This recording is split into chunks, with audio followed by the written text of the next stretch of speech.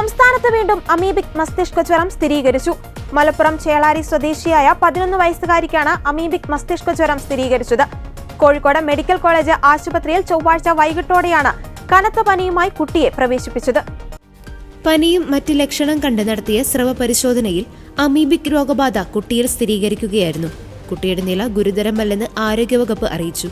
കഴിഞ്ഞ മാസം 24-ന് കുട്ടിയും ചില കുടുംബാംഗങ്ങളും വീടിന് സമീപത്തെ ഒരു തോട്ടിൽ കുളിച്ചതായി സൂചന ലഭിച്ചതിനെ തുടർന്ന് ചേളാരി പഞ്ചായത്ത് കേന്ദ്രീകരിച്ച് ആരോഗ്യവകുപ്പ് അധികൃതർ പരിശോധനയും ബോധവൽക്കരണ പ്രവർത്തനങ്ങളും ആരംഭിച്ചിരുന്നു.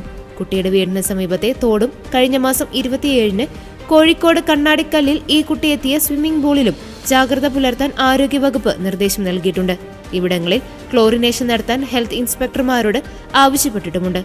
മലപ്പുറം സ്വദേശിയായ കുട്ടിയെ കൂടാതെ മറ്റ് 2 കേസുകളാണ് അമീബിക് മസ്തിഷ്ക ജ്വരബാധയുമായി ബന്ധപ്പെട്ട് കോഴിക്കോട് മെഡിക്കൽ കോളേജിൽ ഉള്ളത്. ഇതിൽ ഓമശ്ശേരിയിൽ നിന്നുള്ള 3 മാസം പ്രായമുള്ള കുട്ടി വെന്റിലേറ്ററിൽ ഗുരുതരാവസ്ഥയിൽ തുടരുകയാണ്. അന്നശ്ശേരി സ്വദേശിയായ 49 വയസ്സുള്ള മറ്റൊരാളും ഇവിടെ തീവ്രപരിചരണ വിഭാഗത്തിൽ ചികിത്സയിലുണ്ട്. ഇവർക്ക് എവിടെ നിന്നാണ് രോഗബാധയുണ്ടായതെന്ന് ഇനിയും വ്യക്തമല്ല. 3 മാസം പ്രായമുള്ള കുട്ടിയെ കിണർ വെള്ളത്തിൽ മാത്രം കുളിപ്പിച്ചുവെന്ന വിവരം അടിസ്ഥാനമാക്കി കുളങ്ങൾ കൂടാതെ കിണറുകളിലും രോഗം വഹിക്കുന്ന അമീബയുടെ സാന്നിധ്യം ഉണ്ടാകാമെന്ന വിലയിരുത്തലിലാണ് ആരോഗ്യവകുപ്പ്.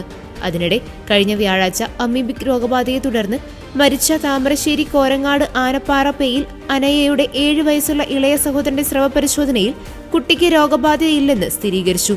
ഈ കുട്ടി ഉൾപ്പെടെ അനയയുടെ 2 സഹോദരന്മാരും മെഡിക്കൽ കോളേജ് ആശുപത്രിയിൽ നിരീക്ഷണത്തിലുണ്ട്.